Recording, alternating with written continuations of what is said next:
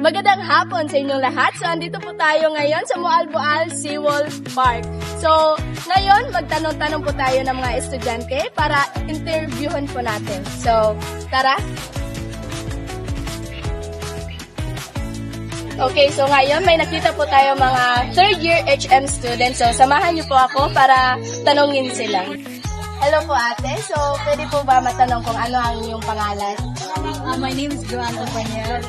Okay, so may itatanong po lamang ako sa inyo. So, ano ang pinaka hindi mo malilimutang lesson na matututunan ninyo sa loob o labas ng classroom habang kayo ay nag-aaral sa kolehiyo?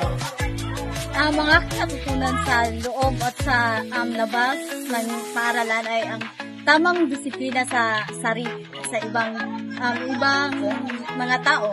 So, sa ikalawang tanong ay gaano kahalaga ang pagkakaroon ng love life sa college at paano ito nakatutulong o nakasagabal sa inyong pag-aaral? Para sa akin, pagkakaroon ng love life sa college ay hindi ito nakakasagabal sapagkat ito ay naging inspirasyon ko sa bawat araw-araw na may mga problema man na dumating, nandun pa rin siya para alalayan ako. Okay, ang ikatlong tanong ay kung mayroon kayong pagkakataon na magbigay ng payo sa inyong college self tungkol sa buhay estudyante, ano ito? Para sa akin, maging matatag man tayo sa anumang pagsubok na dumating sa ating buhay sapagkat ang college life ay hindi gaano madali.